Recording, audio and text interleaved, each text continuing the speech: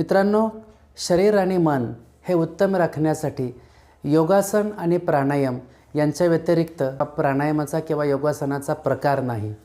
आणि म्हणून आज या व्हिडिओच्या माध्यमातून आपण प्राणायामातील त्राटक हा अतिशय महत्त्वाचा घटक बघणार आहोत।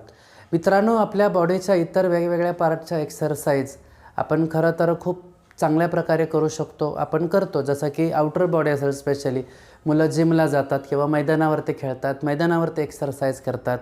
पण इनर बॉडीसाठी योगासनामध्ये प्राणायाम आणि योगासनं अशा काही क्रिया आहेत, त्या पण बरेच जण करत असतात, केल्या पाहिजेत। पण आपल्या शरीरातील सगळ्यात महत्त्वाचा घटक म्हणजे आपले डोळे। आणि या डोळ्यांची ताकद वाढवण्यासाठी, या डोळ्यांना सक्षम बनवण्यासाठी खरं तर योगामधील प्राणायामामध्ये फार महत्त्वाचा घटक आहे, तो म्हणजे त्राटक। आणि त्राटक कशा प्रकारे केलं पाहिजे आणि त्याचे फायदे काय काय आहेत आणि ते कधी केलं पाहिजे, या गोष्टी तर आपण जाणून घेणार आहोत या व्हिडिओच्या माध्यमातून। तो करत असताना आपल्याला काय करायचं आहे, सुखासनामध्ये मांडी घालून शांतपणे बसून आपल्या नजरेच्या समोर, म्हणजे साधारण जर आपण बघितलं, साधारण 1 मीटरच्या अंतरावरती आपल्याला एक दिवा ठेवायचा आहे किंवा मेणबत्ती ठेवायचं आहे आणि त्याच्याकडे आपल्याला एकटक बघायचं आहे। त्यावेळेस आपले जे डोळे आहेत ते आपल्याला एकदम अशा प्रकारे बघायचे आहेत की जेणेकरून आपल्याला त्याच्यावरती पूर्णपणे फोकस करता येईल। आता ही जी क्रिया आहे ती करत असताना आपल्याला किमान रोज 10 मिनिट किंवा मिनिमम 5 मिनिट तरी रोज करायचे आहे, की जेणेकरून आपल्याला त्याचे काही फायदे आहेत ते होतील आणि झालेच पाहिजेत। खरं तर सगळ्यात महत्त्वाचा फायदा आहे या प्राणायामामध्ये, तो म्हणजे की आपल्या डोळ्यांची ताकद वाढते। आता डोळ्यांची ताकद वाढते म्हणजे काय, की सकाळपासून संध्याकाळपर्यंत आपले डोळे काम करत असतात। आपल्याला ते दिसत नाहीत, पण आतल्या ज्या काही मसल्स असतात, शिरा असतात, त्या ताणल्या जातात, त्यांच्या एक्सरसाइज होत नाहीत।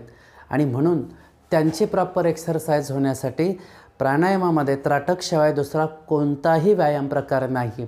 आणि म्हणून मी शाळेमध्ये विद्यार्थ्यांना सुद्धा शिकवत असताना काही छोट्या छोट्या टेक्निक सांगितल्या होत्या, की जेणेकरून त्यांना त्याचा फायदा कसा होईल हे सुद्धा त्यांनी बघितलेलं आहे।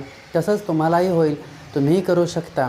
अगदी साध्या सोप्या पद्धतीने तुम्ही घरामध्ये हे सगळं करू शकता, पण त्याचा फायदा माहिती करून घेणं गरजेचं आहे। त्राटक करत असताना दुसरा फायदा फार महत्त्वाचा आहे, तो म्हणजे की एकाग्रता वाढते। कारण एकाग्रता म्हणजे कॉन्सन्ट्रेशन। ज्या विद्यार्थ्यांची एकाग्रता होत नाही आहे त्यांनी खरं तर हा ध्यानाचा प्रकार 100% केला पाहिजे, कारण त्याच्यामुळे त्यांना जो फायदा होणार आहे तो प्रचंड मोठा असणार आहे। विद्यार्थी दशेत विद्यार्थी शिकत असताना त्यांना एकाग्रतेची फार गरज असते आणि ती गरज पूर्ण करण्यासाठी त्राटकशिवाय मला नाही वाटत की दुसरा कोणता व्यायाम प्रकार असेल, आणि तो फार महत्त्वाचा आहे। आणि आपल्या डोळ्यांची ताकद वाढवण्यासाठी हा फायदेशीर असतो, पण एकाग्रता वाढवण्यासाठी सुद्धा हा देखील फार महत्त्वाचा आहे। आता हा त्राटक व्यायाम प्रकार करत असताना केव्हा करायचा हे पण आपल्याला माहिती असणं फार गरजेचं आहे। तर तो सकाळी सूर्योदयापूर्वी, म्हणजे सूर्य उगवण्याच्या अगोदर रिकाम्या पोटी किंवा संध्याकाळी सूर्य मावळायच्या अगोदर हे करणं जास्त गरजेचं आहे। आता हा डायरेक्ट हा व्यायाम प्रकार न करता त्याच्या अगोदर इतर काही योगासनं जर तुम्ही करत असाल तर ती करा। ती करत नसाल तर साधारण 5 ते 10 मिनिट तुम्ही वॉर्मअप एक्सरसाइज या करा आणि त्याच्यानंतर त्राटक करा। त्राटक करत असताना शक्यतो वातावरण शांत असावं, म्हणून सकाळी सूर्योदयापूर्वी हे खरं तर करणं फार गरजेचं असतं, की जेणेकरून आपल्याला एकाग्र मन करता येईल आणि आपली एकाग्रता वाढवता येईल। पण त्याचबरोबर डोळ्यांची ताकद ही फार महत्त्वाची असते, ती आपली वाढली पाहिजे।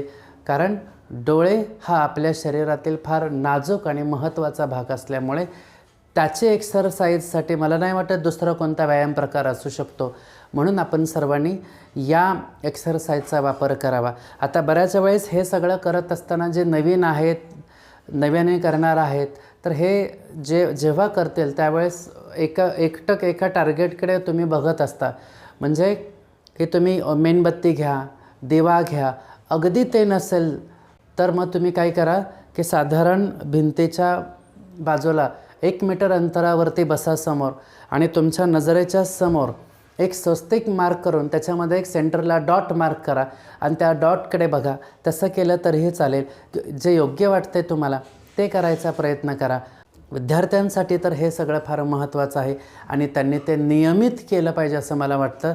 नियमित करणाऱ्यांसाठी सुरुवातीला त्रास थोडासा होऊ शकतो, कारण बऱ्याच वेळेस असं होतं की हा व्यायाम प्रकार करत असताना एकटक आपण एका टार्गेटकडे बघत असतो. मग डोळ्यातून पाणी येणं, डोळ्यांची जळजळ होणं, ह्या सगळ्या गोष्टी होऊ शकतात. तर झाल्या तरी होऊ द्या, नॅचरल आहे ते. जसं जसं तुम्ही सराव कराल तसं